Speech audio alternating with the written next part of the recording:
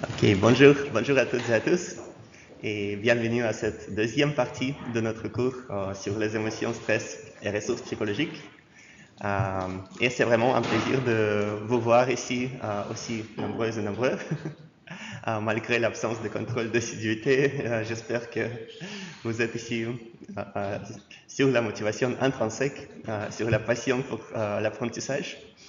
Et pour nos camarades qui sont en lutte, je vais faire un enregistrement de ce cours pour mettre cours en ligne, juste au cas où, s'il y a des gens qui auront envie de regarder.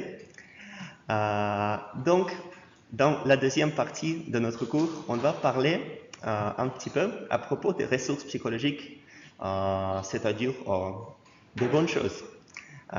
Et je m'appelle Evgeny Osin, je suis d'origine russe, d'où mon accent un peu étrange. Je travaille comme maître de conférences à l'équipe de psychologie cognitive et positive ici à Nanterre. Et je fais plutôt les recherches sur la psychologie positive, sur le sens de la vie et la perte de sens, sur les conditions sociales qui sont nécessaires pour se sentir bien et pour avoir du sens dans la vie, optimisme et d'autres thématiques positives. Donc, en effet, cette deuxième partie du cours sera un peu de la psychologie positive, même si, comme vous allez voir, elle n'est pas du tout séparée de la psychologie, on peut dire, mainstream. C'est juste une partie des thématiques qu'on étudie dans la psychologie scientifique qui se concentre sur le bien-être, sur les ressources, sur les phénomènes sur lesquels on peut s'appuyer, par exemple pendant la thérapie, dans le coaching, en counseling et dans les organisations, etc. Et aujourd'hui, je voudrais commencer à discuter avec vous un petit peu à propos de la notion des ressources psychologiques. On va regarder sur ce que c'est, qu'est-ce que c'est que les ressources psychologiques, à quoi elles servent et comment les ressources sont connectées aux émotions. Est-ce que Madame Laurence Conti vous a raconté quelque chose à propos d'émotions positives ou c'était que des émotions en général? Oui, c'est ce sur quoi je comptais, comme elle vient plutôt de la neuroscience et ils ont une perspective un petit peu différente. Donc on va compléter cette perspective avec notre perspective de la psychologie de personnalité, de la psychologie sociale et la psychologie positive. D'abord, on va commencer avec une définition et une petite peut-être classification des ressources. Mais en général, cette notion de ressources, quelles associations elle évoque? De quoi ça vous fait penser? Qu'est-ce qu'on va regarder comme une ressource dans notre cours, par exemple?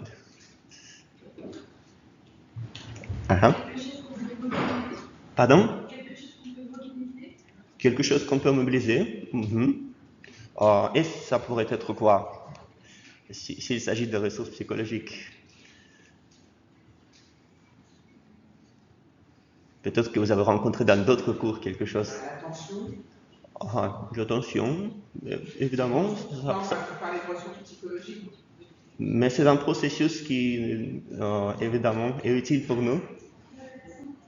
La santé, mais la santé c'est aussi assez général. Donc dans la santé, on peut préciser quelques plus petites thématiques. C'est possible de monter le son du... Comme ça. Ok, super. Oui, je vais parler plus proche du micro. Oui, désolé. J'ai toujours du mal dans cet amphi. La santé. Oui, la psychologie de la santé étudie les thématiques qui sont liées à des ressources. La réflexion émotionnelle. La régulation émotionnelle, oui, les stratégies de la régulation émotionnelle, évidemment, ce sont des ressources psychologiques importantes et on connaît très bien que les gens qui ne savent pas réguler leurs émotions sont plus à risque des addictions et d'agressions, etc. Oui, donc en fait, la notion de ressources, c'est quelque chose qui est vraiment super général. Et ici, je vais proposer de nous appuyer sur une théorie qui s'appelle Conservation of Resources Theory, la théorie de conservation des ressources. C'est une théorie proposée par un psychologue britannique, Stephen Hopeful, qui a écrit la plupart de ses articles dans les années 90, mais il n'est pas encore très vieux. Et selon lui, les ressources, c'est quelque chose qui a une valeur centrale à part entière. Par exemple, l'estime de soi, les liens interpersonnels, la santé, etc. Et c'est tout ce qu'on peut utiliser comme des moyens pour obtenir quelques fins, pour atteindre quelques objectifs. Par exemple, l'argent, c'est aussi une ressource, même si ce n'est pas une ressource psychologique, mais c'est une ressource importante et ça fait une partie de notre système de ressources. Donc, selon Hopeful, la notion de ressources en principe, c'est quelque chose d'interdisciplinaire qui intéresse non seulement les psychologues, mais aussi les économistes, les gens en médecine, etc. Et donc, c'est tout ce qu'on peut utiliser pour mener une vie efficace et une vie de bonne qualité. Donc, une vie saine et une vie positive. Selon Hopeful, les gens cherchent à obtenir, conserver et protéger les ressources. Parce que les ressources ont de la valeur pour notre vie, nous cherchons à les maintenir et à les protéger. Et si nos ressources sont perdues ou sont menacées, on ressent le stress. Par exemple, si on perd de l'argent ou si on a une rupture dans la relation avec un ami, nous avons le stress parce que nous avons le sentiment que la quantité de ressources qui sont disponibles à nous diminue. Et nous ne sommes plus sûrs est-ce que nous pouvons nous adapter à la vie si nos ressources diminuent petit à petit. Mais heureusement pour nous, nos ressources sont vraiment diverses. Il y a les ressources physiologiques, comme notre état de santé, par exemple la santé cardiovasculaire. Certaines personnes se sentent plus en forme que les autres personnes. Si vous faites quelques sports ou quelques activités physiques, vous avez plus de cette ressource qui vous permettent de gérer les stress et de vous sentir plus à l'aise dans les situations stressantes, parce qu'on sait très bien que la santé cardiovasculaire est importante pour ça. Il y a des ressources psychologiques comme l'espoir ou l'optimisme, ou même l'intelligence émotionnelle, etc. Donc on va nommer quelques-unes dans notre cours. Il y a beaucoup de caractéristiques psychologiques qui nous servent comme des ressources. Il y a les ressources sociales, le soutien des amis, le soutien familial, ou s'il s'agit des pays orientaux, le soutien d'autres membres de la communauté. Si vous avez vu, par exemple, les films sur la psychologie positive, il y a les exemples des gens qui vivent au Japon et ils ont vraiment des liens étroits comme une communauté dans leur petite ville.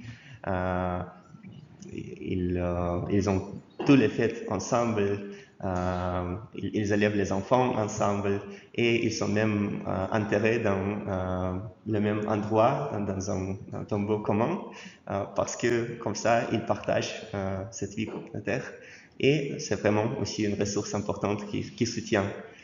Et bien sûr qu'on a des ressources matérielles comme l'argent, comme une voiture ou comme un appartement.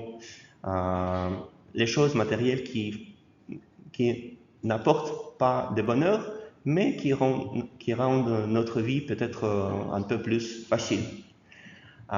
Et ce qui est intéressant, ce que Hopeful a proposé, c'est que en fait, toutes ces ressources de différents types forment un système de ressources qui est disponible à chaque personne. Et pour chaque personne, ce sont différentes combinaisons de ressources qui sont disponibles. Par exemple, si quelqu'un a perdu un travail, Si cette personne est très optimiste, elle a des ressources psychologiques, elle va aller partout et poser les questions à tout le monde. Et évidemment, il sera plus facile pour elle de trouver le travail si elle interagit avec son environnement de manière très active. Ou peut-être la personne est pessimiste, mais elle a des bons amis. Et les amis vont donner quelques suggestions, astuces, ou peuvent trouver quelques postes par connexion. Ou peut-être cette personne a assez d'argent pour durer quelques mois son travail. Donc les ressources peuvent compenser les unes les autres. Et selon la théorie de Stephen Hopeful, les ressources deviennent plus importantes quand elles sont perdues ou menacées, ou juste quand on n'a pas assez de ressources. Donc après le salaire, 100 €, ça apparaît comme quelque chose de n'est pas énorme, mais juste avant le salaire, ça apparaît comme une somme vraiment très très importante. Peut-être que vous avez remarqué ces fluctuations pendant des mois. Et c'est la même chose avec les ressources psychologiques. Si on a, ou avec la santé, si on a la santé, on ne remarque pas comme quelque chose comme la santé comme quelque chose de particulièrement positif. Mais une fois que notre santé commence à diminuer, une fois qu'on rencontre quelques problèmes, on commence à apprécier beaucoup plus la possibilité de sortir, de marcher, etc. Et on investit toujours nos ressources et on toujours crée les ressources pendant notre vie. Et selon Hopeful, le développement de certaines ressources mène au développement d'autres ressources. Et il s'appelle ça les caravanes de ressources. Donc une bonne chose mène à d'autres bonnes choses. Par exemple, si une personne est optimiste, elle commence à interagir avec son environnement et elle trouve beaucoup d'amis. Elle commence à gagner de l'argent parce qu'elle trouve un bon travail, etc. Peut-être elle fait aussi du sport. On sait très bien que les optimistes ont tendance à faire plus de sport, ce qui est intéressant. On pourrait penser que les optimistes pensent que oh, ça va aller, n'importe quoi. Mais en fait, c'est à l'inverse. Les optimistes croient en la possibilité d'éviter les problèmes futurs par la prévention. Et ce sont les optimistes qui courent autour des jardins de Luxembourg chaque matin. Donc, les caravanes de ressources, c'est que le développement des ressources résulte en développement d'autres ressources. Et dans les situations de stress, dans les situations de perte ou de manque de ressources, c'est à l'envers. C'est le manque de certaines ressources qui peut être compensé par d'autres ressources, mais jusqu'à un certain niveau. Et évidemment, il y a les gens qui ont moins de ressources en général et qui se sentent plus vulnérables dans les situations de perte de ressources. Et non seulement ces gens seront plus au risque de perte future de ressources, mais aussi elles ressentent un plus grand niveau de stress dans la même situation. Et dans son article, Stephen Hopeful et un collègue proposent une comparaison de deux situations.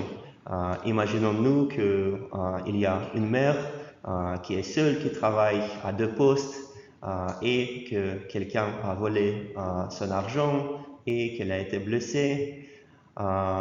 Et donc, c'est une situation où il n'y a pas beaucoup de ressources, il n'y a pas beaucoup de soutien, elle n'a pas beaucoup sur quoi elle peut s'appuyer. Et en résultat, comme elle a besoin d'aller chez les médecins, ça pourrait menacer la sûreté de son travail, ça pourrait augmenter les symptômes de son stress post-traumatique, ce qui peut résulter dans la performance diminuée au travail. Ça peut résulter dans la dépression et elle peut perdre le travail. Et donc, c'est un cercle vicieux qui se développe, le cercle vicieux de la perte des ressources.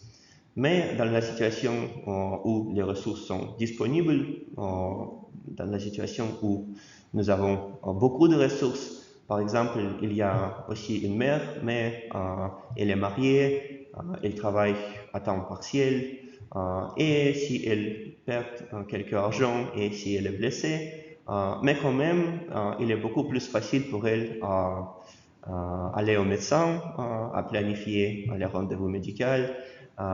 Aussi, elle peut obtenir le soutien psychologique pour réduire les symptômes de stress post-traumatique. Aussi, elle peut bénéficier du soutien social de ses amis, de ses parents, de ses proches, etc. Et en résultat, elle va se récupérer plus vite. Donc, on va regarder sur elle, et on va penser, oh, elle est une personne vraiment très résiliente, elle s'est récupérée très vite, mais en fait, elle a plus de ressources. Et c'est non seulement les ressources psychologiques qui jouent le rôle important, mais c'est aussi des ressources qui sont fournies par la société, qui sont fournies par la famille, etc., etc. Donc, en psychologie, on a parfois tendance à attribuer un peu trop de responsabilités aux individus et on ne critique pas assez les systèmes sociaux dans lesquels nous nous trouvons, mais les systèmes sociaux sont aussi responsables pour notre bien-être autant que nous-mêmes. Et c'est peut-être la raison pourquoi il n'y a pas beaucoup de personnes aujourd'hui ici, parce que on est en lutte pour convaincre le système social vers le changement positif.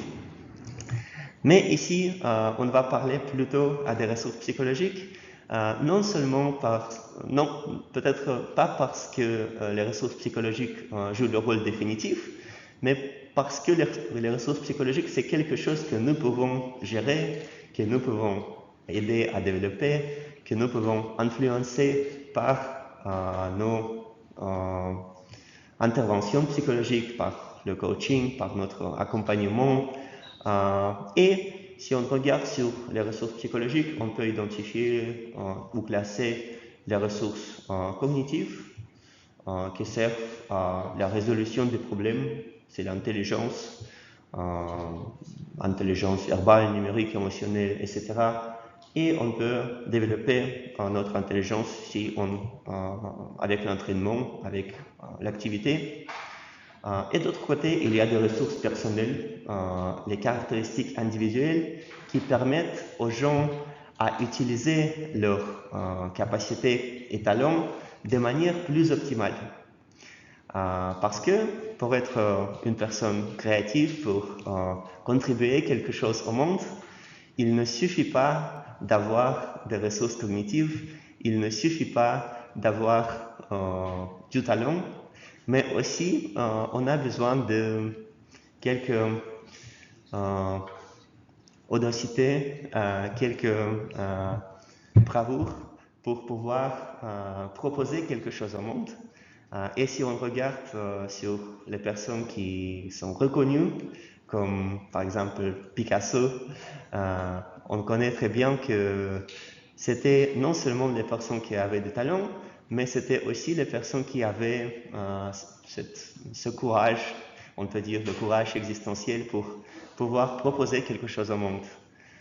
Et on a des exemples de personnes qui n'avaient pas beaucoup de ressources psychologiques, comme Franz Kafka, un écrivain autrichien, tchèque, qui a écrit toute sa vie, mais il mettait ses romans dans la table, dans son bureau. Il n'a jamais publié ses romans et il a demandé avant sa mort à ses amis de brûler ses manuscrits parce qu'il ne pensait pas qu'il y avait quelque chose de la valeur. Mais les amis qui ont lu ces manuscrits après sa mort ont pensé « Oh, mais c'est génial, il faut absolument que ça soit publié. » Et c'est grâce à ça que nous avons peut-être les romans de mon impression, des romans les plus affreux du XXe siècle. Mais quand même, c'était nécessaire que ces livres soient écrits et que ces livres soient publiés. Mais Kafka, il ressentait autant peur, autant d'incertitude qu'il n'avait pas ce courage pour les proposer au monde.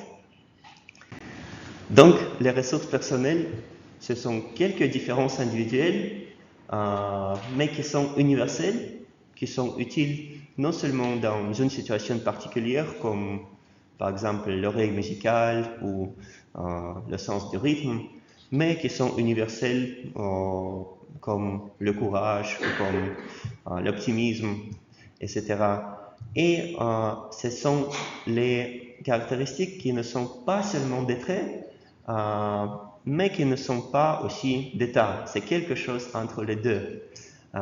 Ce sont les caractéristiques, comme on dit maintenant, relativement dynamiques, parce qu'elles peuvent être développées, elles peuvent augmenter si la personne est accompagnée ou si la personne expérience quelques croissances peut-être post-traumatiques après la rencontre avec une adversité. Ou parfois, dans les situations de stress, nos ressources personnelles peuvent aussi diminuer. Si on ressent des stress continus, peut-être qu'on avait été optimiste d'abord, mais après avoir subi beaucoup d'adversité dans la vie, peut-être que la personne va perdre tout le courage et devenir pessimiste. Donc ça dépend de la personne. Et même dans nos jours, on a beaucoup d'exemples de personnes qui ont arrivé à un succès. Par exemple, John Rowling, qui a écrit Harry Potter, même s'il y a beaucoup de contradictions autour d'elle en ce moment, mais quand même, elle aussi, peut-être, elle a arrivé à son succès grâce à quelques ressources psychologiques, comme elle a subi une dépression, elle-même contemplé suicide, mais elle s'est dit, je n'allais pas abandonner jusqu'à ce que chaque éditeur me refuse, même si j'avais souvent peur que cela n'arrive. Et elle a persisté dans ses tentatives à publier ce premier livre qu'elle avait écrit. Et après cette adversité qu'elle a rencontrée dans la vie, elle a dit, il est impossible de vivre sans échouer à quelque chose, à moins de vivre si prudemment que vous pourriez aussi bien ne pas avoir vécu du tout. Et dans ce cas, vous échouez par défaut. Donc les échecs, les problèmes, l'adversité, les difficultés font partie nécessaire de la vie, dans la vie. Et c'était une leçon qu'elle a appris après la rencontre avec l'adversité qu'elle a rencontrée dans sa vie. Donc, si on essaie de nommer les caractéristiques psychologiques qu'elle devait avoir pour pouvoir publier les livres d'Harry Potter, comment pensez-vous, quelles caractéristiques psychologiques on pourrait nommer? La persistance, la persévérance,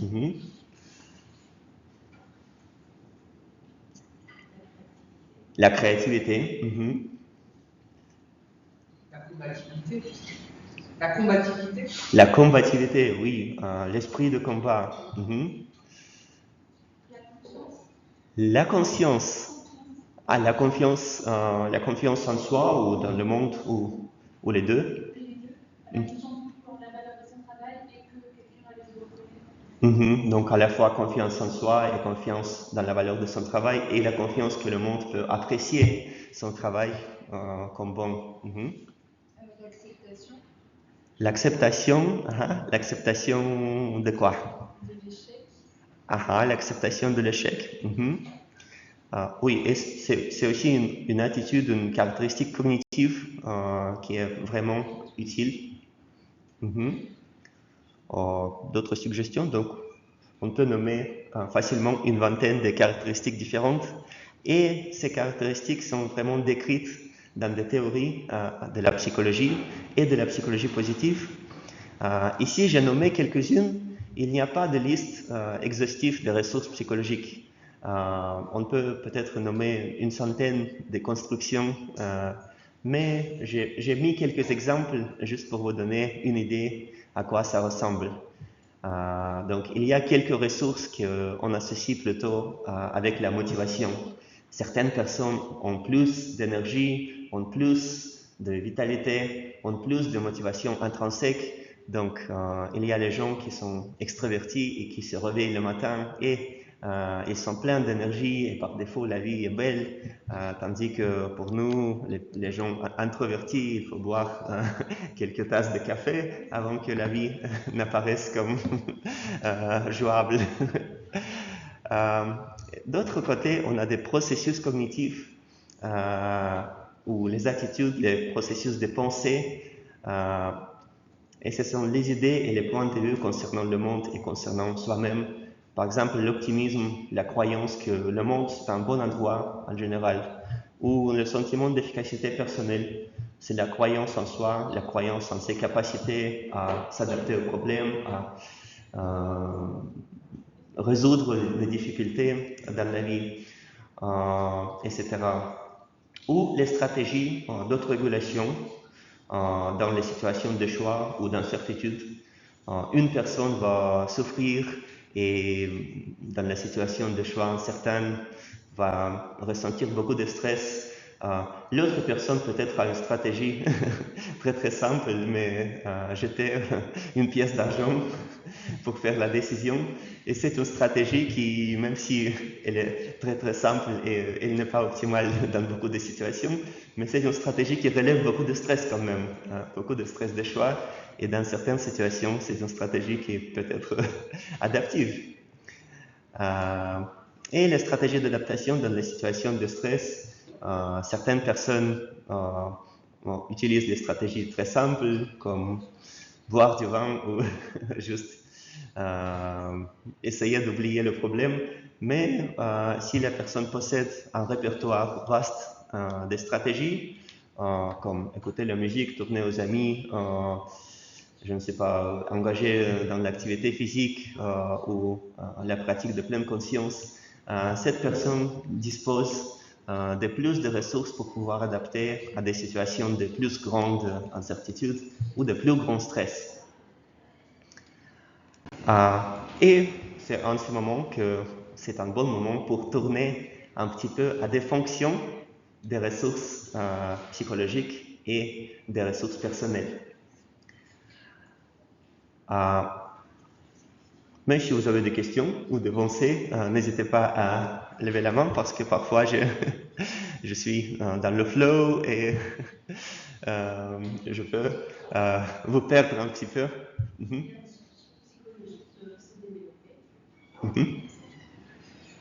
Oui, donc la bonne nouvelle, c'est qu'on les développe et on les développe non seulement dans notre enfance, mais on les développe tout le long de la vie.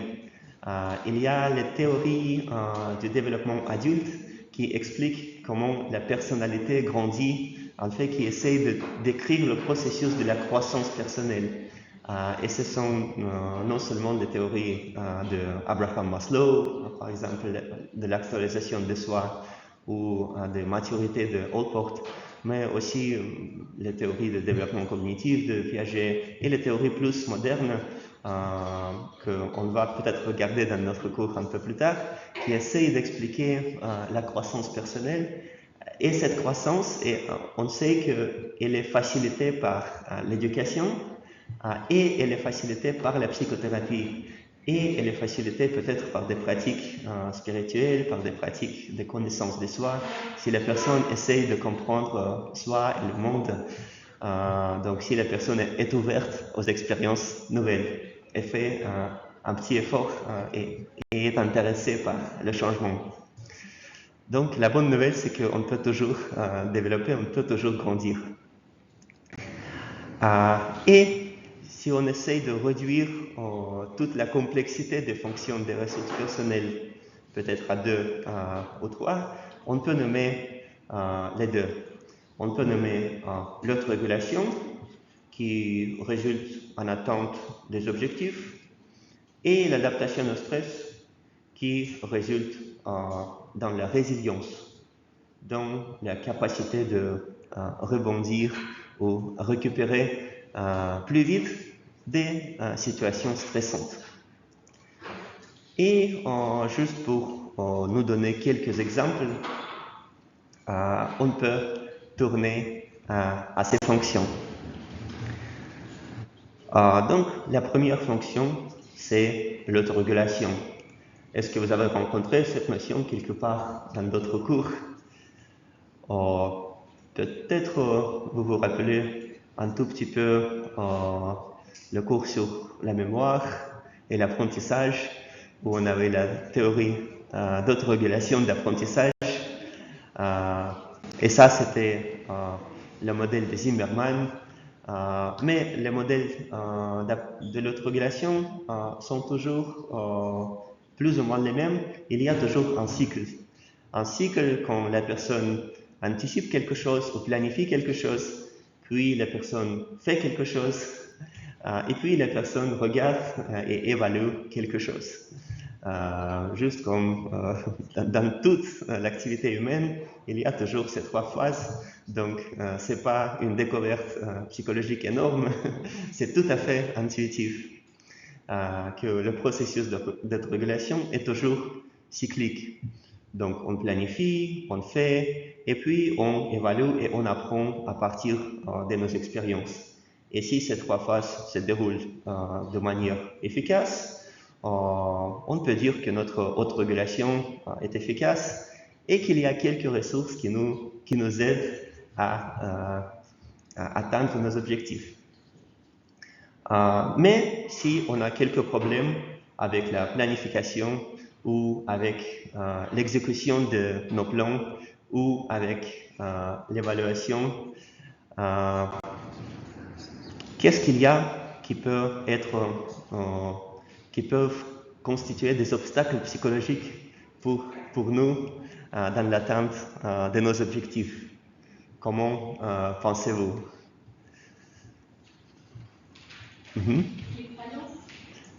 Les croyances, oui, quel type de croyances? Selon les croyances qu'on a, on pense que c'est possible. Donc, les croyances peut-être négatives concernant soi-même, comme je suis un perdant ou la vie est un mauvais endroit. Des distorsions cognitives sur soi-même, penser qu'on n'arrivera pas à faire telle chose, qu'on n'est pas capable, ou qu'on va réagir de telle façon d'anticiper à l'avance des schémas catastrophes. Oui, donc soit une sous-estimation de ses capacités et une tendance à catastrophiser, soit une surestimation énorme de ses capacités, comme si on regarde sur Donald Trump, par exemple. Peut-être que c'est à l'envers qu'il a le problème. Oui, je crois que vous étiez. L'efficacité faible. Oui, le faible sentiment d'efficacité.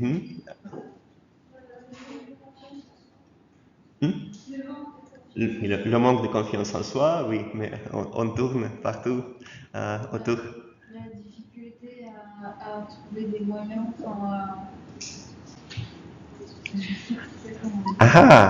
Oui, la difficulté de trouver des moyens ou la difficulté de convertir les plans à des actions spécifiques. Et c'est vraiment un processus complexe. Si je veux manger un sandwich, c'est facile comme activité, il n'y a pas besoin, mais même pour ça, il faut aller parfois dans un resto universitaire, acheter, trouver de l'argent, etc. Donc c'est ça déjà une activité assez complexe. Et il y a pas mal de personnes qui n'arrivent pas à exécuter une telle activité. Les enfants, les personnes avec des troubles mentaux, etc. Mais il y a aussi des activités beaucoup plus complexes, comme par exemple obtenir un doctorat en psychologie.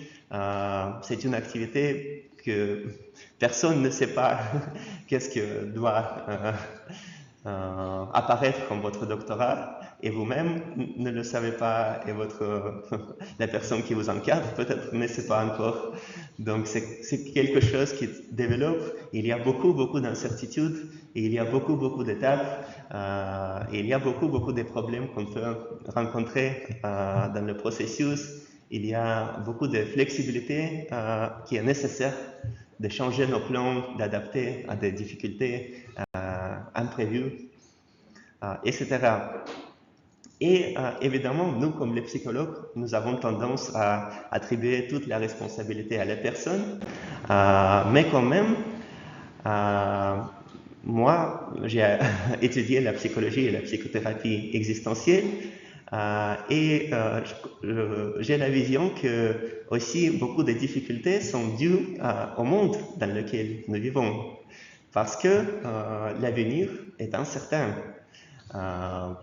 Je peux sortir sur la rue et peut-être une pierre tombe sur ma tête et c'est fini. Évidemment, c'est un exemple un peu extrême.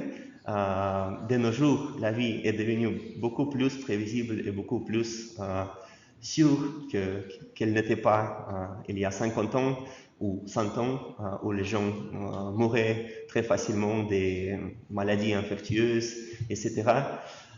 Mais avec la Covid aussi, on a vu qu'il y a beaucoup d'incertitudes au niveau des virus qui apparaissent.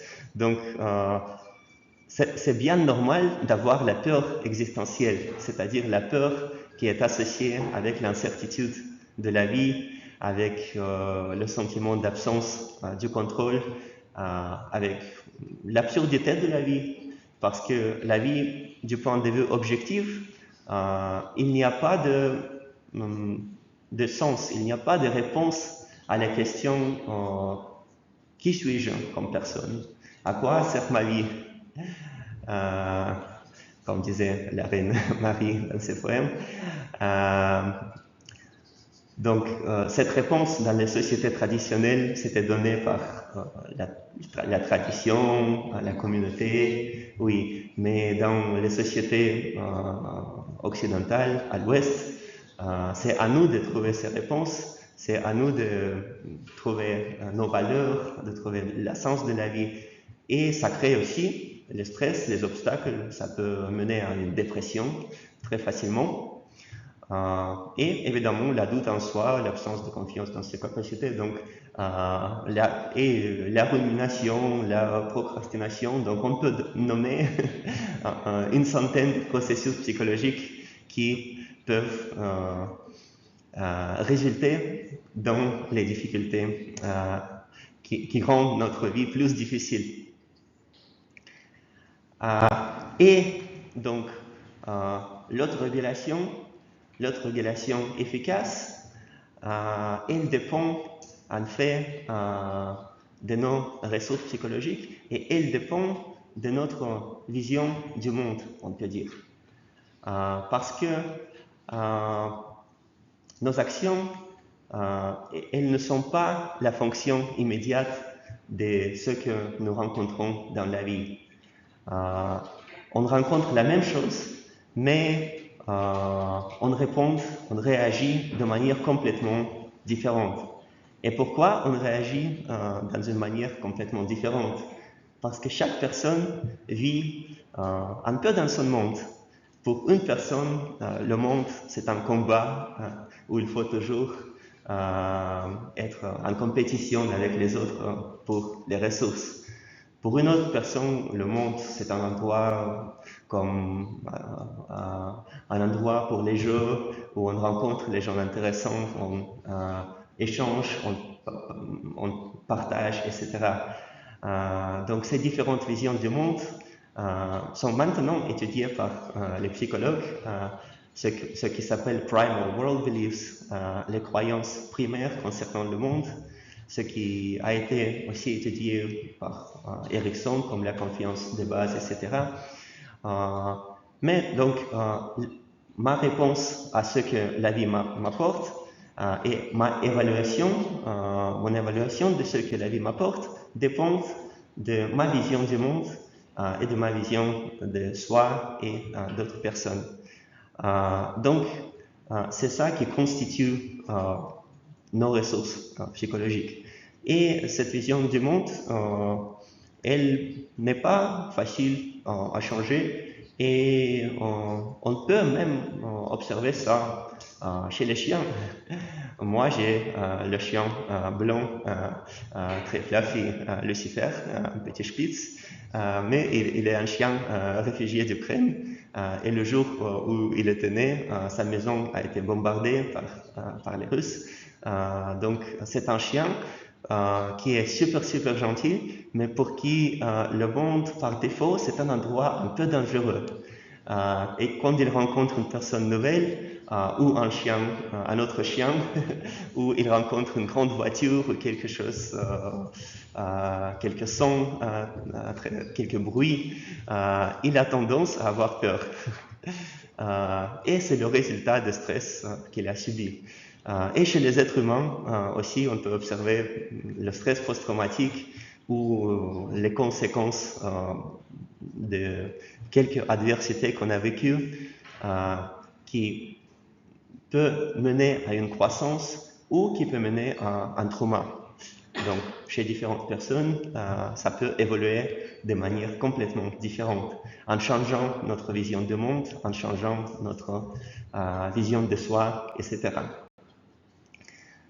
Donc, les ressources psychologiques, ce sont les caractéristiques psychologiques qui nous permettent d'atteindre nos objectifs, qui nous permettent de maintenir notre motivation, de maintenir le contact avec nos priorités personnelles, de planifier et de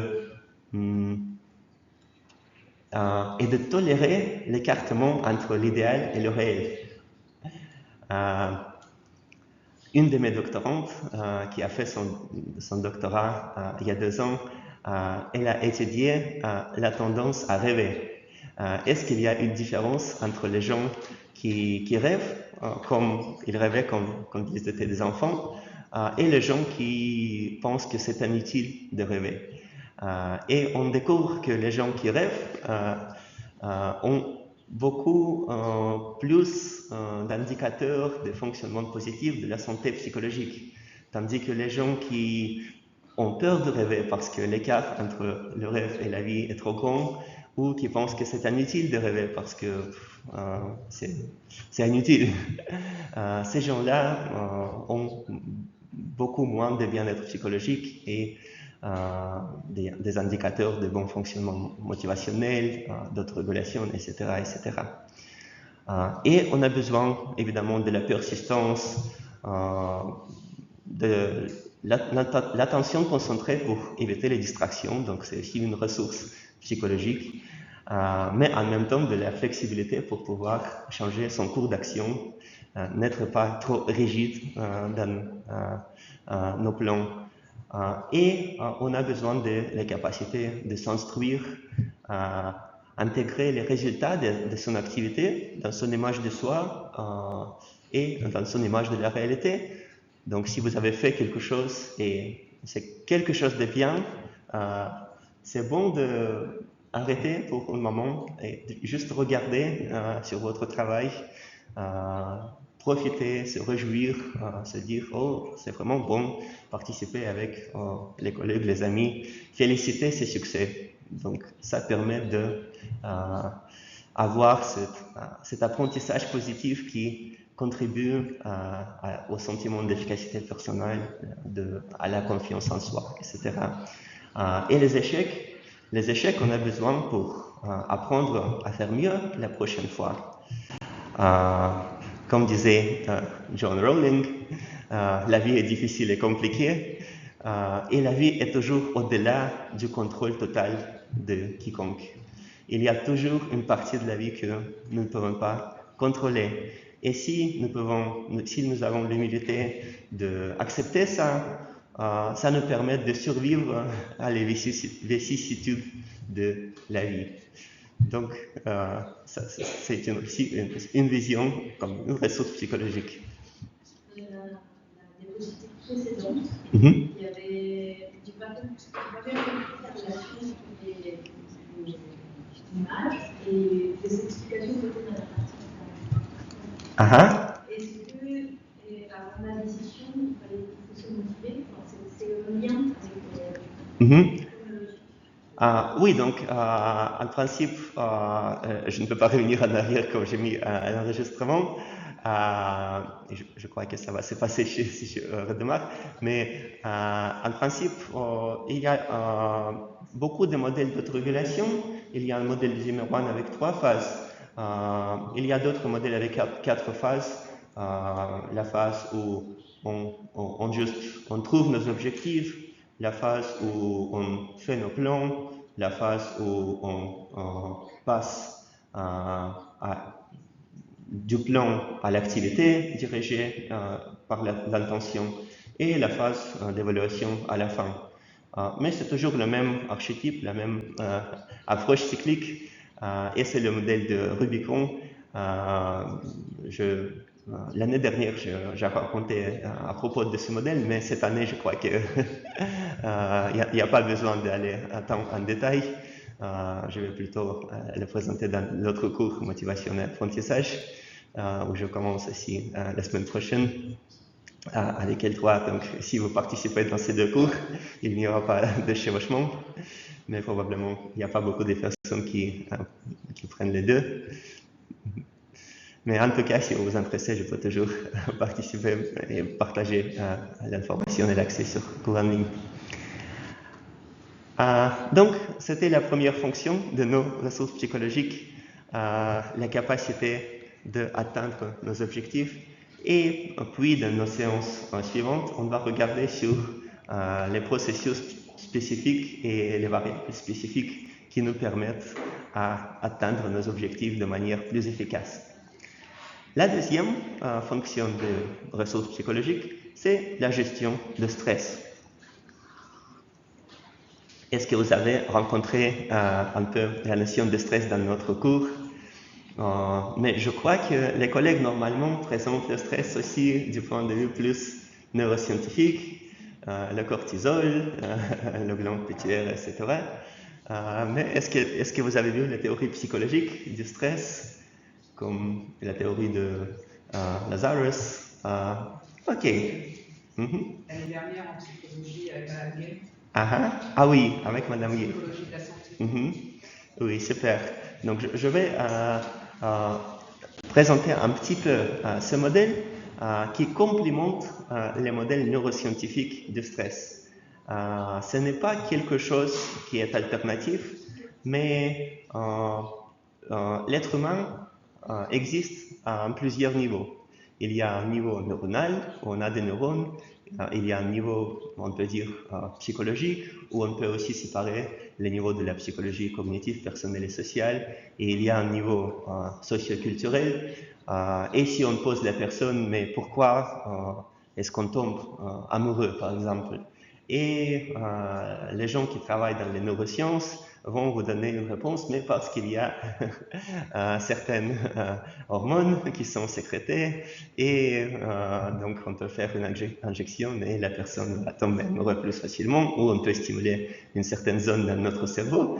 Mais il y a aussi des explications psychologiques qui complémentent ça et il y a des explications culturelles qui complémentent ça.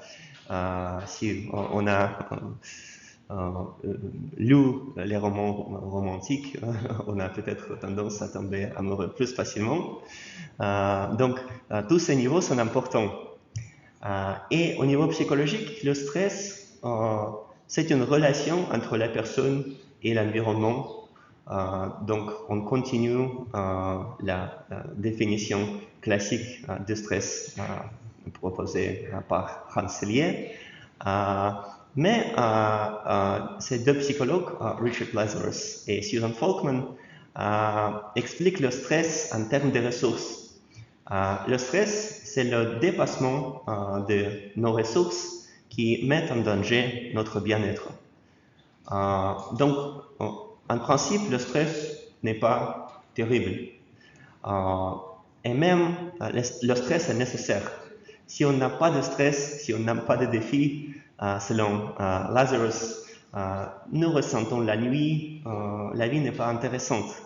Si on a un niveau optimal de stress, c'est bon. Mais si on a un peu trop de stress, si le stress commence à dépasser nos capacités à gérer, nos capacités à adapter, nous avons ce sentiment de surménage, de l'épuisement, et c'est là où on commence à rencontrer les conséquences négatives de stress. Mais ce qui est vraiment intéressant dans cette théorie, et la raison pourquoi cette théorie avait été créée, c'est pour répondre à la question, est-ce que les mêmes situations sont également stressantes pour toutes les personnes, où il y a des différences individuelles. Et avant Lazarus et Folkman, il y avait les gens qui pensaient que oui, le niveau de stress qu'on va ressentir dépend du type de la situation. Et il y avait deux chercheurs, Holmes et Ray, peut-être que vous avez rencontré leur échelle, qui essayent de quantifier les situations stressantes et la quantité de stress que la personne a rencontré pendant l'année précédente. Donc c'est juste comme un checklist. Essayez de juste marquer tous les événements que vous avez rencontrés dans votre vie. Et l'événement le plus stressant, c'est la mort d'un époux ou d'une épouse. Et ça, c'est 100 points. Mais un divorce, c'est 73 points. Séparation dans le mariage, c'est 65 points. Mais quand même, mariage, ça fait 50 points. Donc c'est à moitié aussi stressant que le mort d'un époux.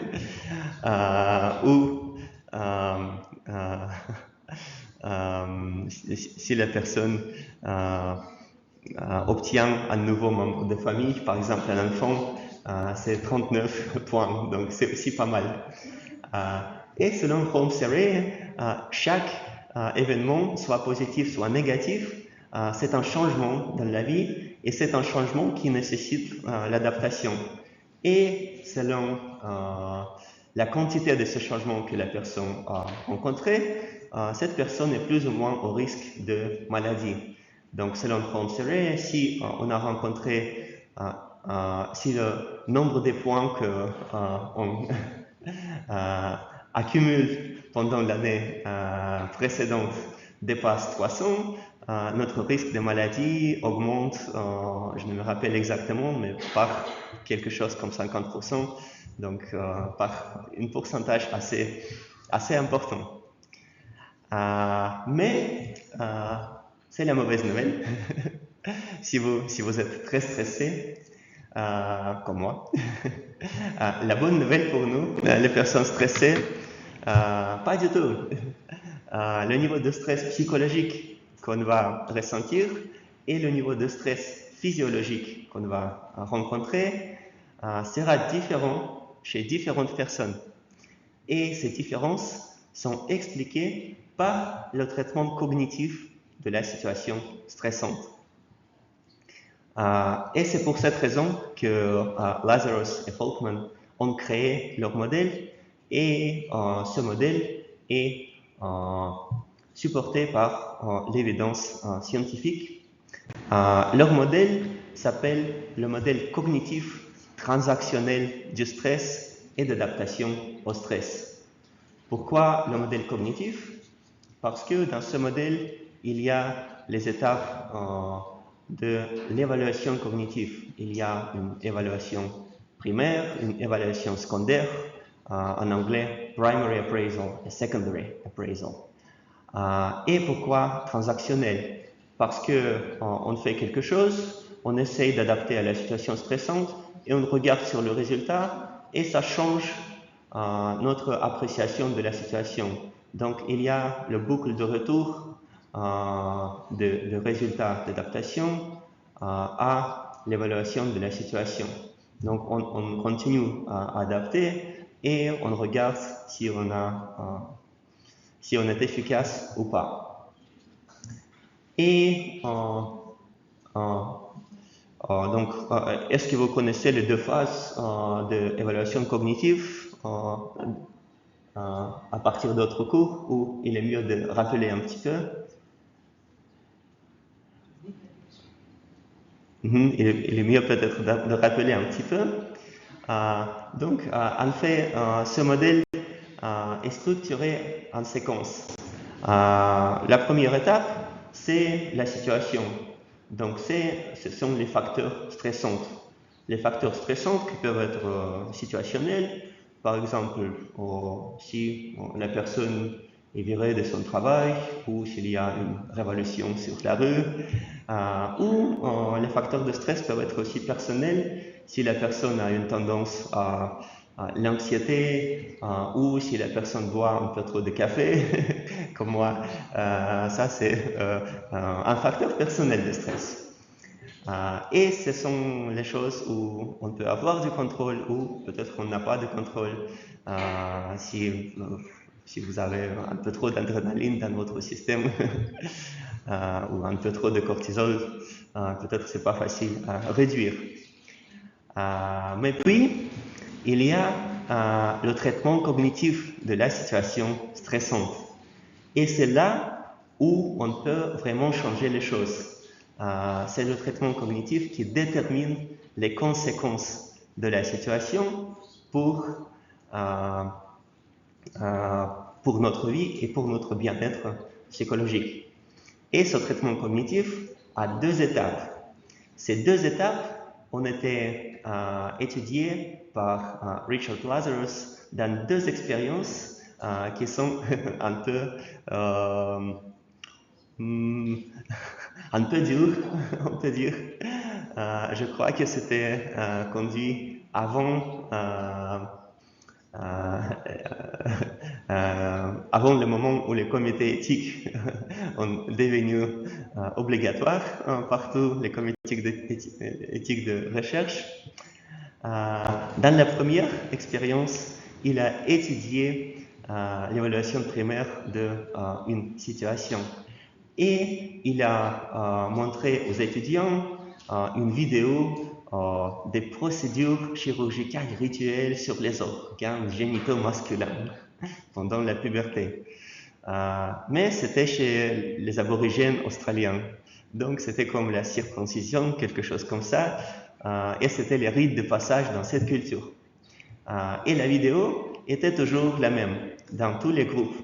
Mais il y avait 4 groupes, 4 conditions choisies au hasard pour chaque personne. Dans la première condition, il n'y avait aucune bande sonore, c'était juste une vidéo. Et évidemment, les gens avaient peur, parce que regarder ça, c'est pas vraiment sympa. Dans la deuxième condition, la narration était traumatique. Le narrateur expliquait comme c'est dangereux, comme c'est douloureux, comme ça peut entraîner les conséquences indésirables pour le fonctionnement des organes en question, etc. Dans la troisième condition, la narration, c'était le type déni. C'est pas dangereux, c'est normal pour les aborigines, c'est pas grave, etc. Et dans la quatrième condition, qui s'appelait l'intellectualisation, il y avait un anthropologue qui expliquait que c'est un rituel qui existe chez certains peuples, dans certaines régions du monde.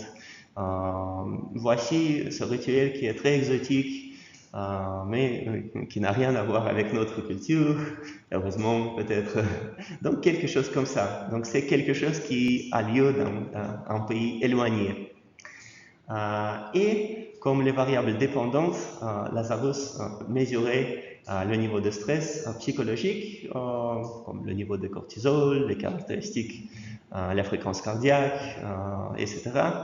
Et le stress psychologique avec les questionnaires. Et évidemment, il y avait des différences entre 4 conditions. La condition la plus stressante, évidemment, était la condition traumatique. Et la condition la moins stressante était la condition intellectualisation, qui expliquait que c'est rien à voir avec nous. Donc même si la vidéo était la même, les gens dans le quatrième groupe ressentaient beaucoup moins de stress. Et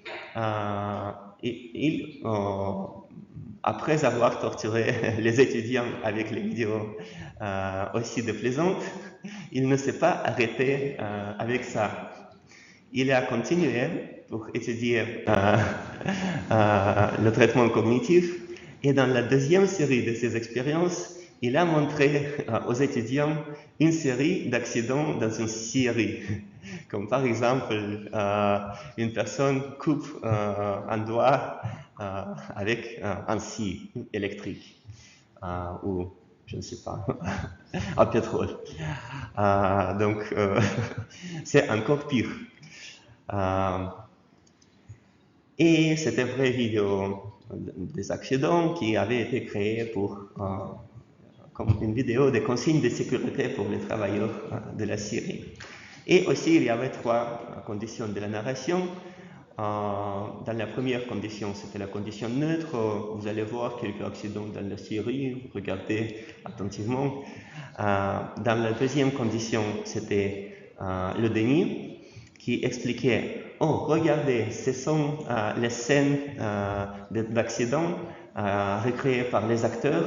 Le son est faux, mais regardez comme il coupe les doigts avec la maîtrise, comme il montre la douleur avec la passion. Donc, ce sont les vrais bons acteurs. » Et dans la troisième condition, c'était la condition d'intellectualisation. Apprenons les règles de sécurité afin d'éviter les accidents comme ça. Donc, voici ce qu'il faut faire pour ne pas se couper un doigt avec un scie. Également, il a observé dans cette deuxième expérience que dans le groupe sans narration, les indicateurs de stress, la conductivité cutanée, les fréquences cardiaques, les réactions émotionnelles étaient beaucoup plus élevés par rapport aux deux autres groupes qui ont reçu une explication de cette situation. Et sur la base de ces 2 expériences et aussi d'autres, Lazarus a proposé son modèle cognitif de stress, selon lequel le stress arrive en fonction des 2 étapes d'évaluation cognitive. Des 2 étapes qui sont comme des filtres cognitifs qui peuvent éliminer les situations d'être stressantes. Donc, il y a les stimuli, il y a quelques changements dans notre environnement, il y a quelque chose qui arrive. Par exemple, mon chef arrive et me propose « Est-ce que tu veux changer ton poste ?» Et il y a une étape d'évaluation primaire où je me pose la question est-ce que c'est positif ou négatif? Est-ce que c'est dangereux ou pas? Est-ce que c'est lié à moi ou pas? Par exemple, est-ce que j'ai peur de mon chef et je pense que mon chef veut me menacer par ça, ou j'ai une bonne relation avec mon chef et dans ce cas, je vois que c'est une offre amicale et je ne perçois pas ça comme quelque chose de stressant ou autant stressant. Ou si j'explique cette situation comme quelque chose qui n'est pas lié à ma vie, oui, c'est peut-être dangereux, mais pas pour moi. Dans ce cas, le processus de stress arrête. Mais si j'évalue la situation comme étant importante, dangereuse et liée à ma propre vie, il y a aussi une évaluation secondaire, et c'est une évaluation des ressources disponibles pour adapter à la situation stressante. Qui est responsable pour adapter à cette situation? Est-ce que j'ai du contrôle? Est-ce que j'ai des ressources pour contrôler cette situation? Et donc, quel est le prognose? Quel futur? Qu'est-ce que je peux attendre en résultat? Et si j'ai peur que je n'ai pas assez de ressources pour m'adapter à la situation, c'est là où le stress arrive et c'est là où le stress devient vraiment grand, où le stress peut dépasser notre niveau optimal, où les mains commencent à trembler, où la fréquence cardiaque commence à augmenter, etc., etc. Donc, si je ne suis pas sûr que je suis capable de passer l'examen que j'ai à passer demain, c'est ça qui me rend incapable de me préparer pour cet examen à cause du niveau excessif de stress. Donc, j'ai besoin plutôt de réduire le niveau de stress. Mais comment je peux faire ça? Soit je dois changer mon évaluation cognitive, soit je dois utiliser quelques stratégies d'adaptation à la situation stressante. Et nos ressources psychologiques influent sur l'évaluation cognitive. Par exemple, si je suis optimiste, je pense, ok, peut-être que j'ai passé d'autres examens et peut-être que je passerai celui-là, même si le prof est terrible ou même si je n'ai pas eu le temps pour préparer, mais ça va aller. Ou si j'ai le sentiment d'efficacité personnelle, je pense, ok, peut-être que je ne connais pas exactement les réponses à des questions, mais je peux inventer quelque chose. Je ne suis pas stupide, comme j'ai inventé déjà les réponses à d'autres examens. Donc, ça va aller. Et aussi, nos ressources personnelles influent sur les choix de nos stratégies d'adaptation à des situations stressantes. Donc, c'est ce qu'on fait en face de stress. Et on peut dire que notre répertoire des stratégies d'adaptation, c'est aussi quelque chose qui constitue nos ressources personnelles. Et on peut se poser la question, quelle stratégie d'adaptation utilisez-vous normalement quand vous faites face à des problèmes dans votre vie? Et quelle stratégie de gestion de stress vous paraissent particulièrement efficaces? Si vous avez des voisins ou des voisines, peut-être on peut échanger pendant 2-3 minutes les uns avec les autres. Donc, qu'est-ce qui vous aide à gérer le stress dans votre vie? Donc, 2-3 minutes pour une petite échange, si vous avez envie, et puis on va partager quelques réponses.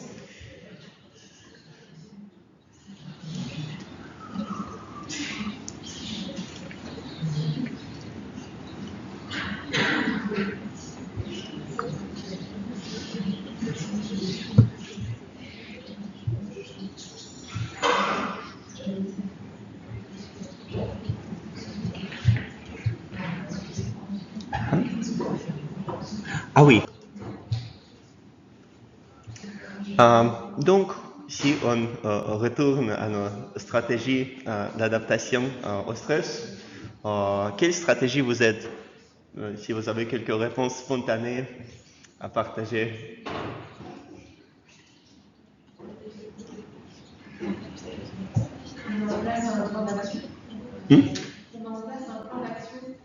Un plan d'action, oui, très bonne idée. D'autres versions? L'action. L'action. Enfin, moi, je l'ai pas toujours. J'ai appris que c'était l'action, mais l'action est efficace.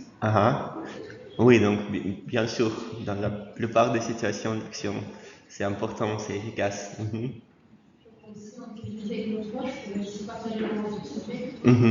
Oui, partager avec nos proches pour obtenir le soutien. Et il y a aussi beaucoup d'autres stratégies. Ignorer, évidemment. Mais il y a aussi d'autres stratégies qui ne sont pas peut-être les stratégies d'évitement, mais qui sont quelque chose d'intermédiaire. Par exemple, moi j'ai tendance à dormir quand je suis stressé, mais quand je dors, parfois j'arrive à des solutions à des problèmes, où le lendemain au moins je me sens reposé et beaucoup plus capable à commencer à agir.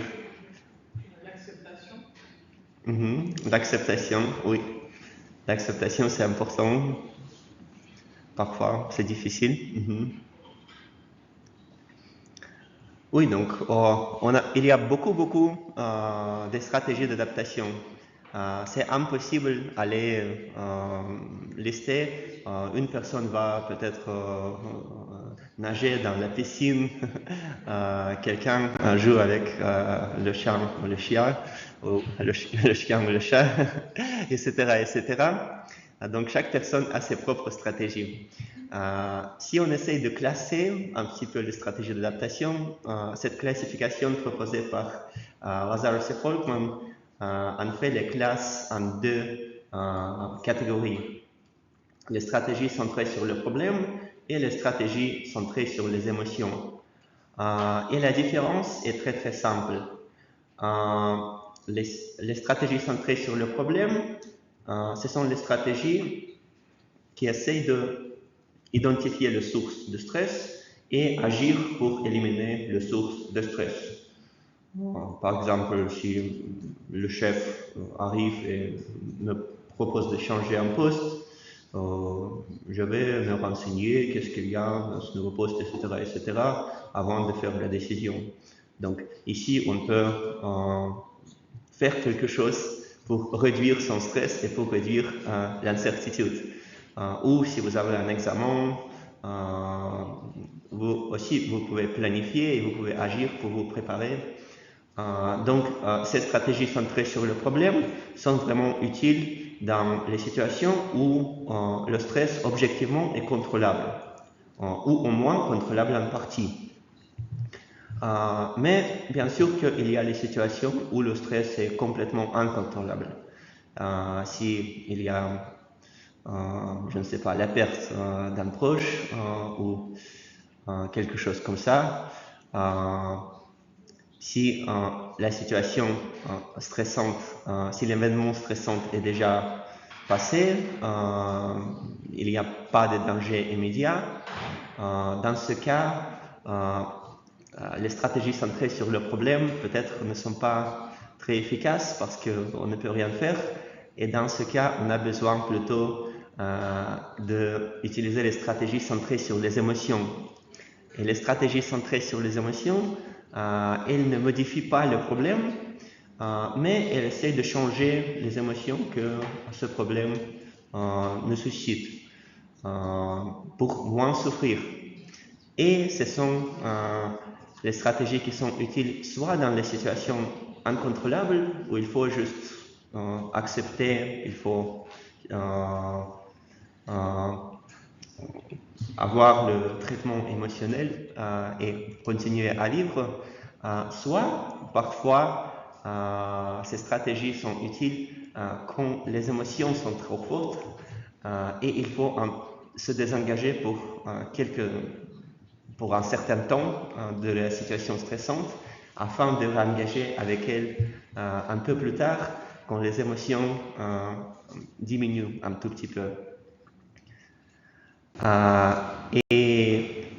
Certaines personnes essayent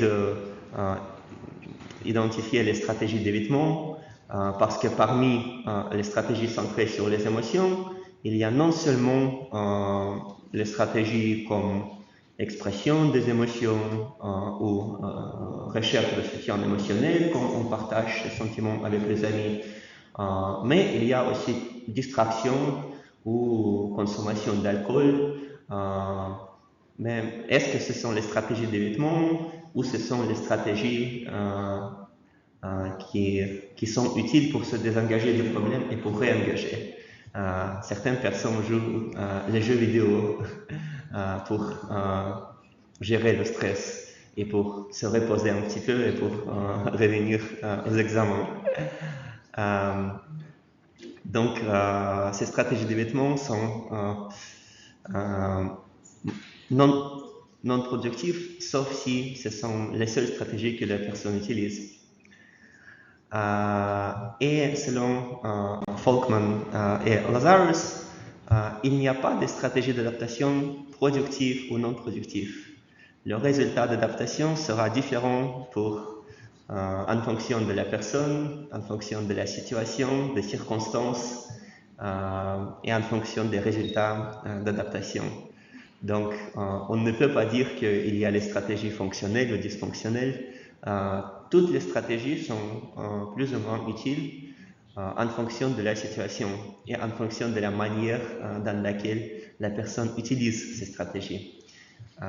Mais ce qui est bon, c'est d'avoir un répertoire plus vaste des stratégies d'adaptation. Parce que si nos stratégies sont limitées à une, par exemple boire de l'alcool ou dormir, peut-être c'est pas très efficace. Mais si vous pouvez être flexible dans le choix de vos stratégies d'adaptation, et il y a les recherches qui montrent que les optimistes, par exemple, ont tendance à choisir les stratégies centrées sur le problème dans les situations contrôlables et les stratégies centrées sur les émotions dans les situations incontrôlables. Donc, si vous êtes optimiste, vous regardez sur la situation et vous pensez, OK, est-ce que je peux faire quelque chose, mais sinon, pourquoi souffrir? Je vais juste aller dans la piscine ou jouer avec mon chien. Donc, ça, c'est la dernière phase du processus du stress. L'adaptation et les résultats qu'on peut utiliser pour apprendre et qu'on peut utiliser pour modifier nos évaluations cognitives.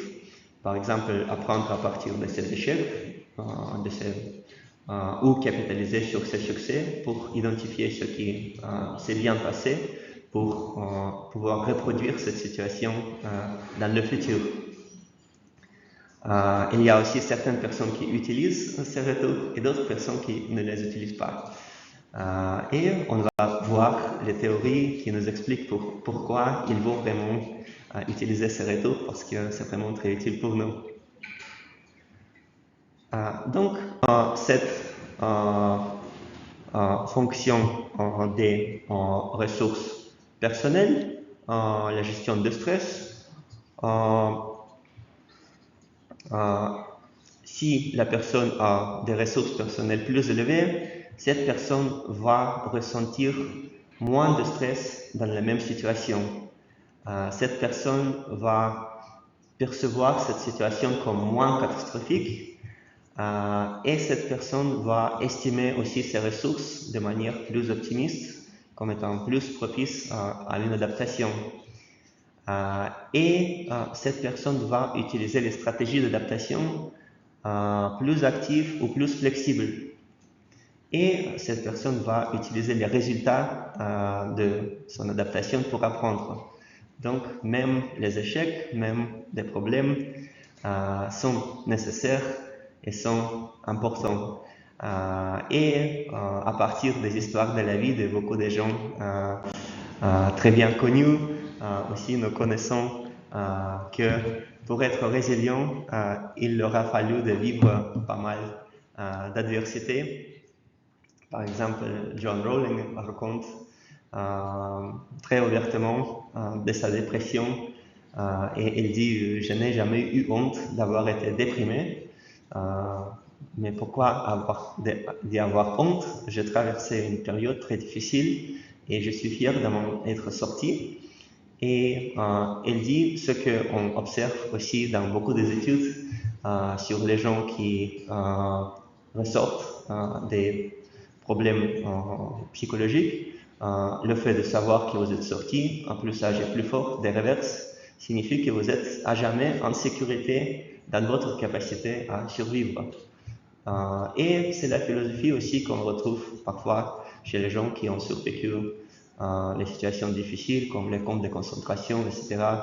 Quand la personne développe cette vision, ok, si j'ai survécu ça, je vais survivre n'importe quoi, et ça facilite beaucoup la vie. Ça fait penser à Boris Cyrulnik qui expliquait qu'il y avait aussi dans la résilience le principe de tuteur de résilience. Donc il y a aussi des personnes autour qui vont jouer un rôle majeur, qui vont jouer un rôle de résilience. Je voulais savoir dans quelle mesure ça entrait en compte aussi dans tout ça. Oui, évidemment, comme ce sont les processus cognitifs, on peut dire que c'est notre philosophie de la vie qui influe sur notre traitement cognitif des circonstances de la vie. Et d'autres personnes peuvent nous enseigner, pour nous communiquer soit quelques idées, et non seulement personne. Par exemple, vous pouvez regarder un film qui va changer votre vision du monde. Ou il y a des pratiques dans la culture, par exemple les pratiques de la pleine conscience, ou dans le contexte religieux, quelques pratiques de contemplation, de la prière, quelque chose comme ça, qui permettent aussi de gérer les situations difficiles. Donc en fonction de son bagage culturel, chaque personne peut-être a différents outils qui ont été développés par l'humanité à différentes étapes de son évolution, ce que Michel Foucault appelait les pratiques de soi. Oui, donc ça c'était un petit peu à propos des fonctions des ressources psychologiques. Pourquoi on a besoin des ressources psychologiques. Et pour conclure, je voudrais raconter un petit peu comment on peut faire croître les ressources psychologiques, comment on peut les développer. Qu'est-ce qui nous permet à développer les ressources psychologiques? Est-ce que les collègues vous ont raconté un petit peu à propos d'émotions positives ou pas du tout? C'était que le... Non. C'était que le zéro. Oui, donc c'est normal pour la psychologie classique, mais au moins peut-être que vous avez vu les modèles des émotions basiques, peut-être de Paul Ekman ou de Carol Izard. Il y a 3 ou 4 qui sont dans la littérature, mais le principe est toujours le même, qu'il y a un certain nombre d'émotions qui sont innées et qui sont associées avec certains types de réactions. Mais la caractéristique commune de toutes ces théories, c'est que les émotions positives ne sont presque pas présentes. Dans le modèle d'Ekman, avec 6 ou 7 émotions de base, il n'y a qu'un seul plaisir-bonheur. Dans l'autre modèle de Izard, il y a 2, le plaisir et l'intérêt. Mais c'est tout. Mais est-ce que nos émotions sont limitées à ça? Et en psychologie positive, c'était Barbara Fredrickson qui a commencé à étudier les émotions positives en détail au début des années 90. Elle est encore relativement jeune, elle venait en France il y a quelques années, je crois. Et il y a beaucoup d'émotions positives comme la joie ou la reconnaissance, la sérénité, amusement, inspiration, etc. Qu'on peut ressentir. Et d'un côté, toutes les émotions ont les mêmes fonctions. Toutes les émotions, à quoi elles servent? Qu'est-ce que les collègues vous ont raconté?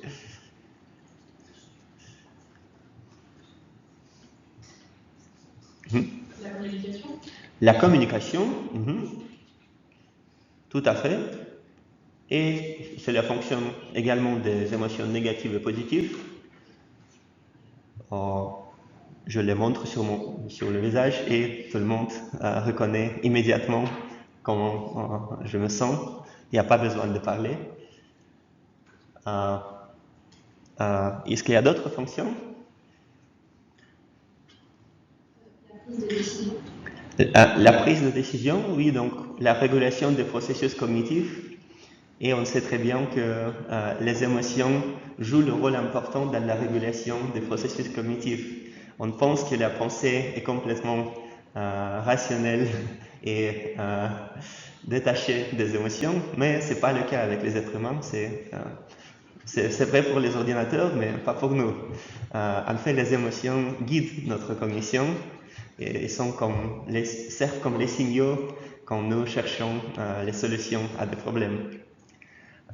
Et il y a d'autres fonctions comme l'évaluation de la situation. Est-ce que cette situation est bonne ou mauvaise pour moi? J'arrive dans une salle et je vois 3 bons amis et un prof qui me fait peur, et j'ai quelques sentiments généraux qui expriment une évaluation de cette situation sans besoin de penser. Et cette évaluation s'applique aussi aux événements passés. Si je passe l'endroit où j'ai souffert, je le ressens un tout petit peu. Ou si je passe l'endroit où j'étais heureux, je le ressens un tout petit peu. Et l'anticipation des événements futurs aussi, l'attente d'une rencontre avec une personne qui vous aime, qui vous aimez, aussi, c'est une évaluation d'un événement futur. Et ces fonctions sont les mêmes pour les émotions positives et négatives. Mais les émotions positives ont quelques fonctions spécifiques. Et c'est l'idée principale de la théorie de Barbara Fredrickson. Elle a nommé cette théorie Broaden and Build Theory. En français, élargir et construire. Broaden and Build. Pourquoi élargir? Parce que les émotions positives élargissent les répertoires d'actions et de pensées. Et pourquoi construire? Parce que les émotions positives servent à construire les ressources personnelles durables. Et aussi, c'est différent des émotions négatives. Pourquoi les fonctions sont opposées des émotions négatives et positives? Parce que pour notre survie, dans notre évolution, les émotions avec différentes valences jouaient différents rôles. Les émotions négatives nous communiquent qu'il y a quelques menaces. Donc si je suis dans la forêt, ou mon ancêtre était dans une forêt, il y avait un tigre, ses ancêtres voyaient le tigre, et toute l'attention était centrée sur le tigre, était focalisée, et le répertoire d'action était restreint à ce qui était nécessaire pour éviter le tigre. Par exemple, peut-être monter sur un arbre ou prendre quelque chose pour combattre, etc. etc. Donc, les émotions négatives sont associées à des tendances d'action très spécifiques qui sont nécessaires pour la survie. Donc, soit attaquer, soit s'enfuir. The fight or flight syndrome. Mais en ce qui concerne les émotions positives arrivent dans des situations complètement différentes. Quand est-ce que nos ancêtres ressentaient les émotions positives? Quand quelque chose de bien arrivait dans la vie et on avait la nécessité de reproduire cette situation.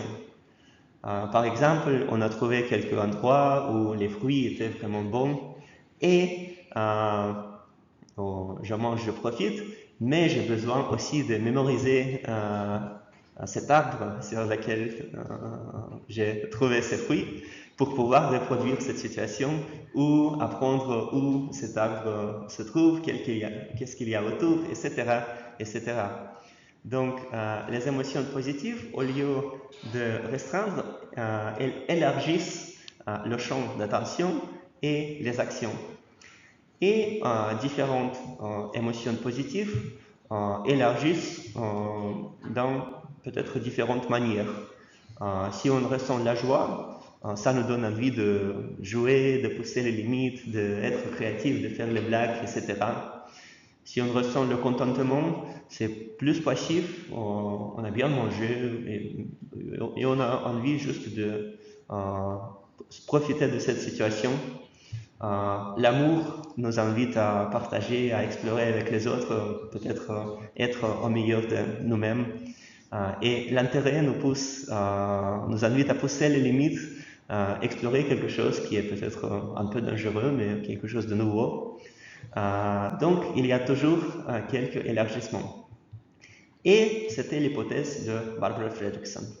Mais elle a aussi mené pas mal de recherches. C'était déjà à l'époque où il y avait des comités d'éthique, donc c'était pas vraiment traumatique comme la recherche de Lazarus, mais c'était vraiment similaire. Parce que Barbara Fredrickson aussi, pour inciter les émotions, elle montrait à ses participants des petites vidéos.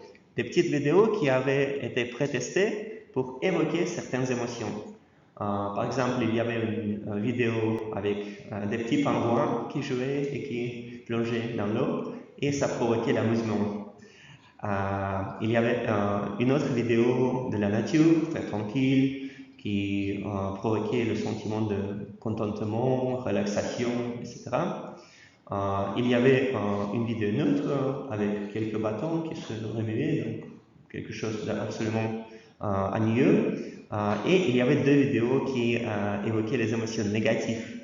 Une vidéo d'un crime dont la personne était témoin, qui provoquait le sentiment de la colère ou dégoût, et finalement une vidéo d'un alpiniste qui était sur une montagne et c'était vraiment très dangereux, donc ça faisait peur.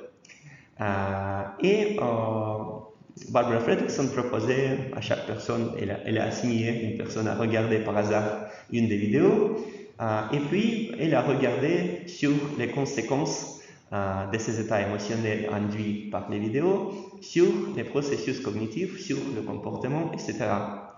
Dans une de ses études principales, elle a juste, après avoir visionné les vidéos, elle a proposé aux étudiants juste noter toutes les choses que vous pensez, que vous envisagez faire en ce moment. Juste prenez un crayon et notez tout ce que vous pourriez faire en ce moment. Et elle a découvert que ceux qui avaient vu les vidéos positives des pingouins ou de la nature ont noté presque 2 fois plus d'idées d'actions possibles par rapport à ceux qui ont vu la vidéo d'un crime ou la vidéo avec un alpiniste. Donc les émotions positives élargissent le nombre de possibilités possibles de désirs d'action. En ce qui concerne l'élargissement cognitif, aussi après avoir visionné la vidéo, il donnait à ses participants le test de la perception. Par exemple, est-ce que la personne se focalise sur les petits détails ou sur l'image intégrale?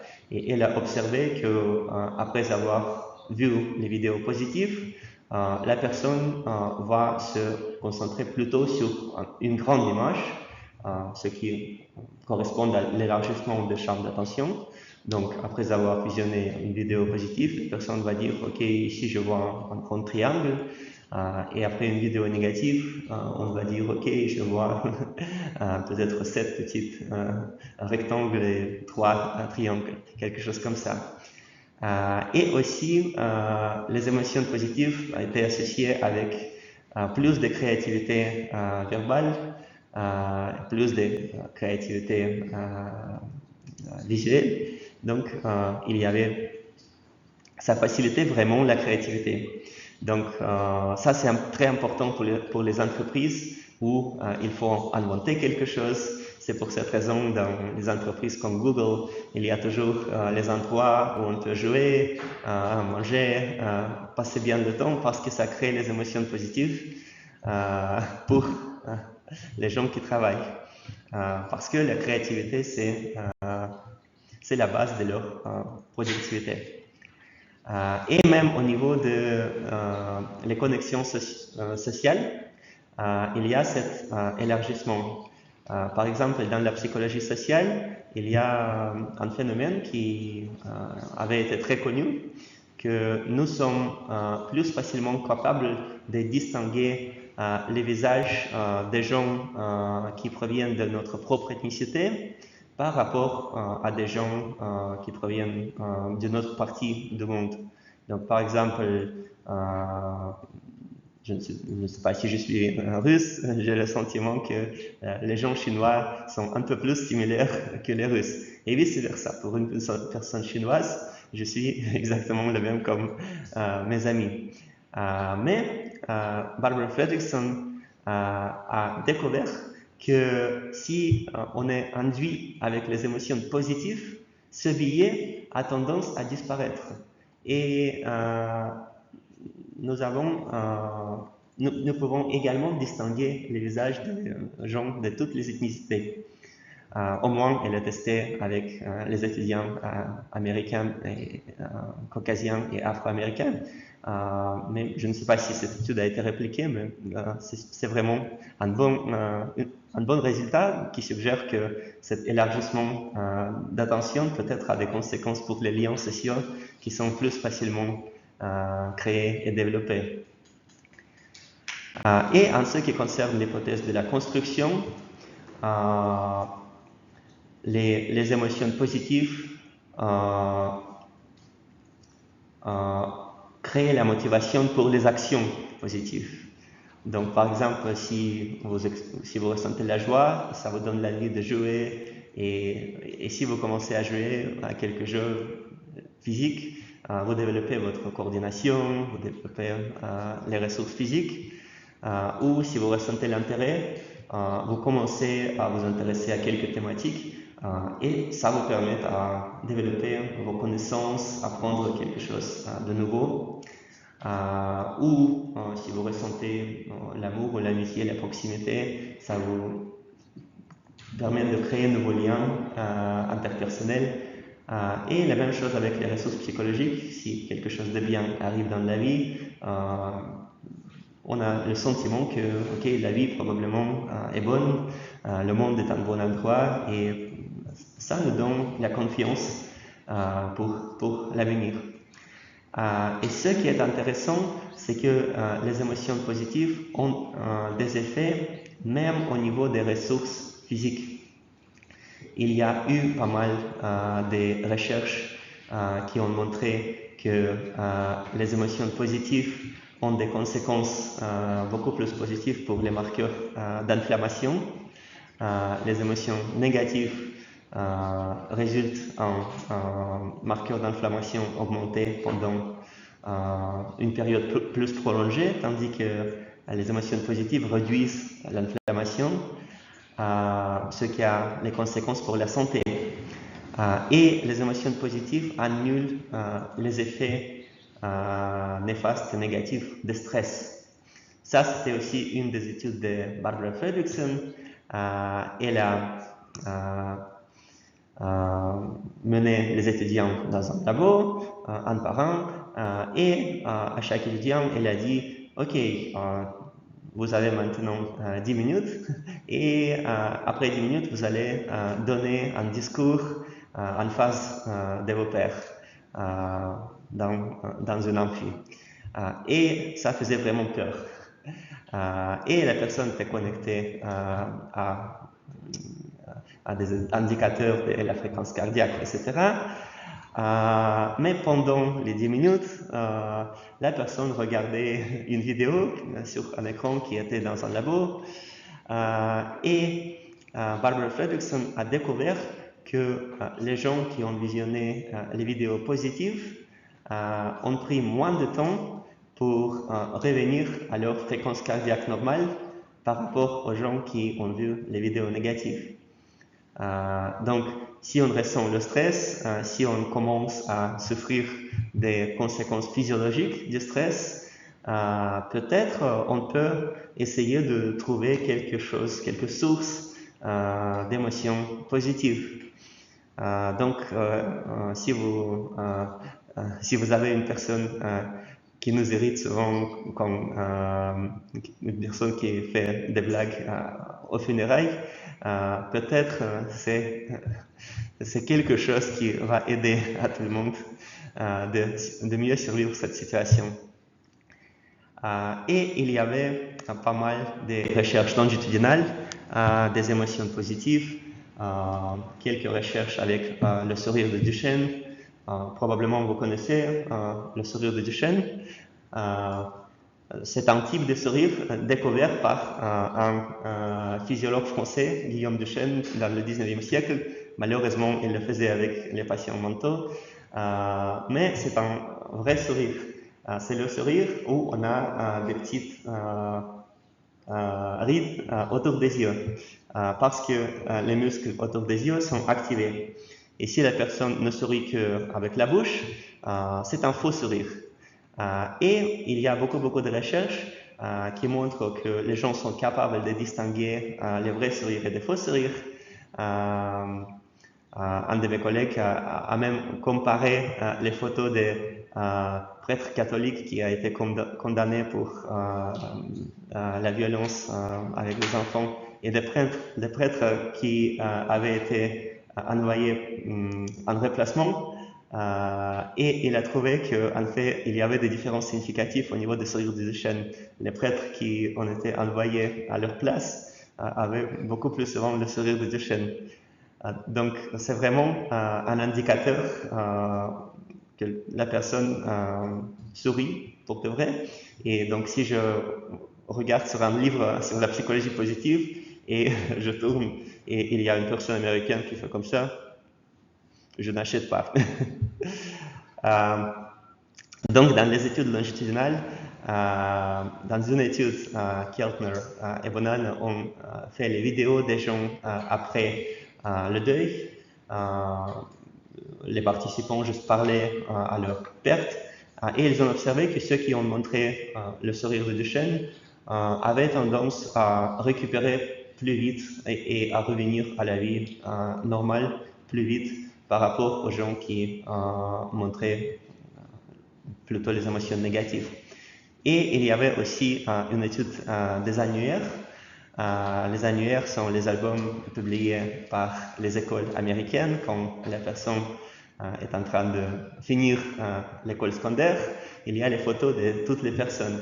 Et puis, on peut regarder sur les photos de personnes à 18 ans ou à 17 ans et regarder sur les résultats que ces personnes ont dans leur vie 30 ans plus tard.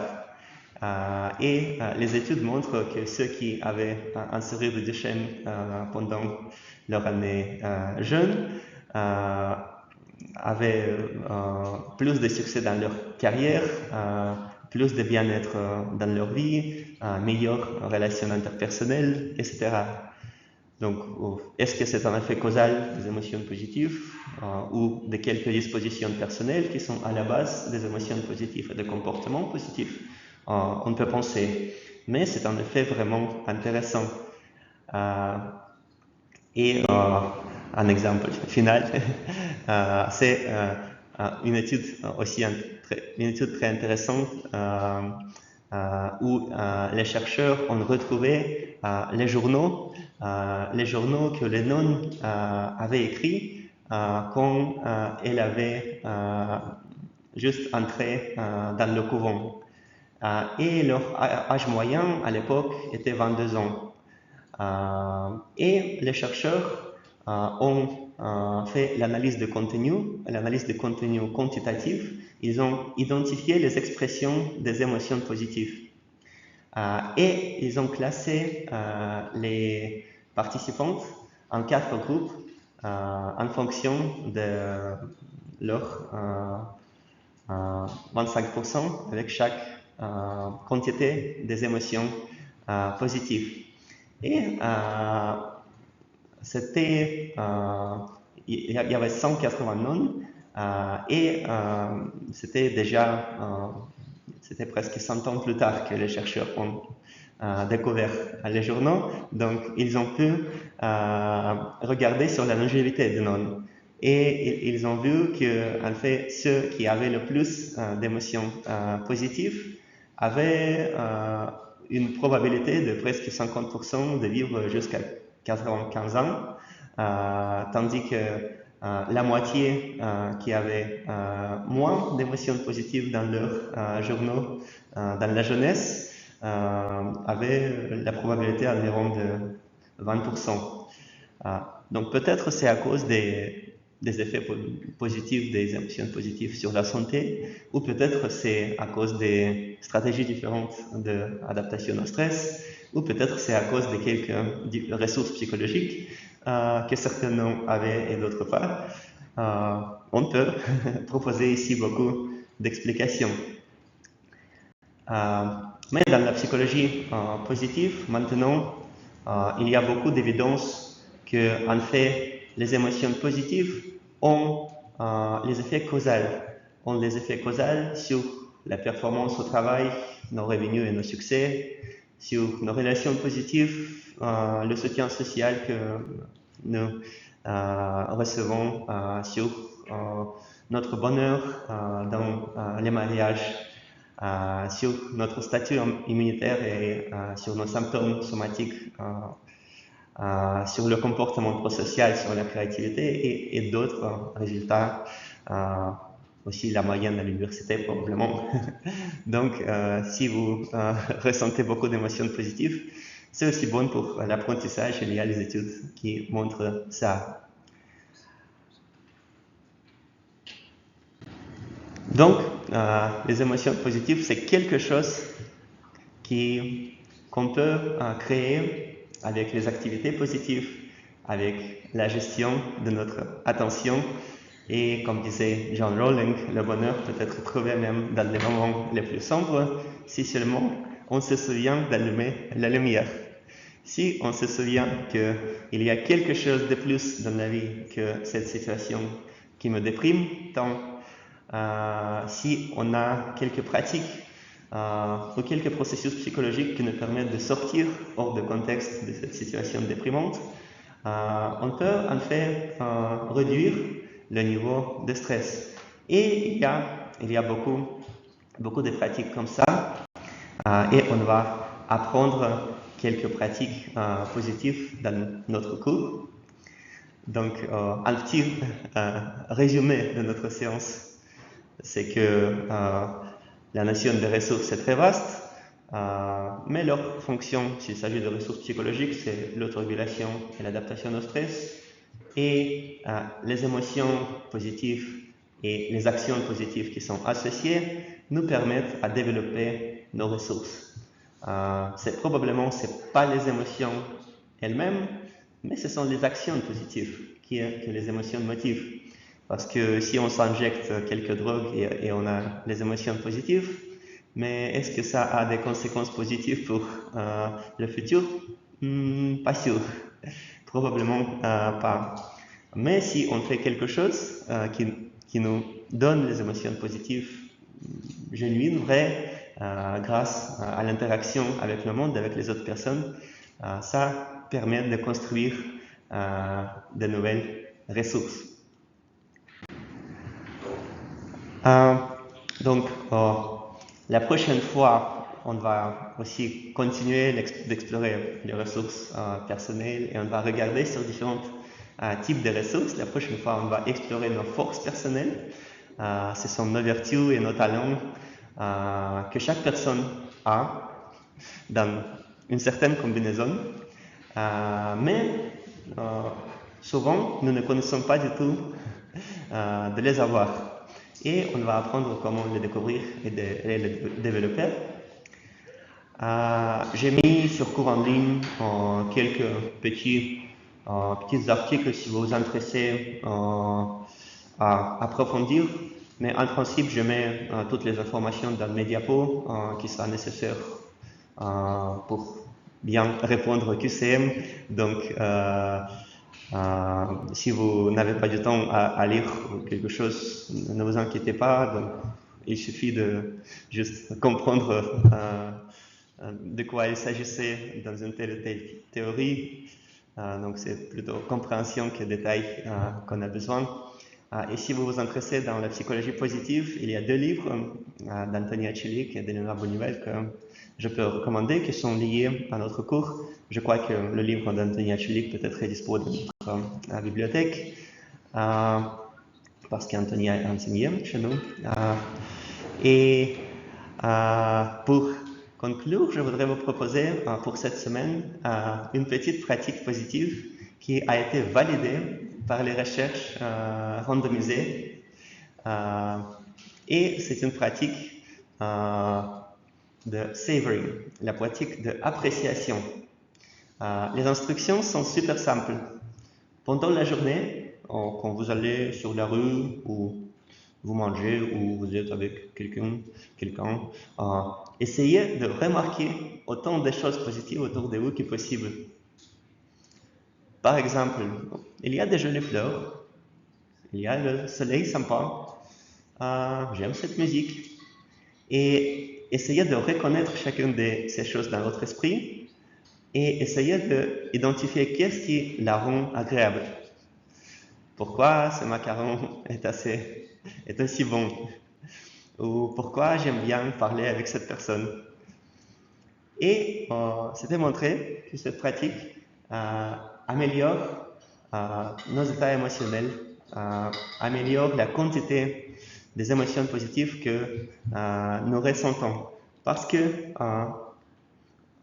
ça change un petit peu notre champ d'attention et grâce à ça, ça augmente notre qualité de vie. Et si la psychologie n'est pas faite pour ça, pourquoi d'autres? Oui. Donc, je crois que c'est la fin de notre séance pour aujourd'hui, mais si vous avez quelques questions, on peut discuter un petit peu. Mais je crois que j'ai peur que je dépasse un petit peu notre temps. Oh non, c'est exactement à l'heure. Oui, j'espère que je ne vous ai pas trop fatigué. Merci beaucoup pour votre attention. Et on se retrouve dans une semaine.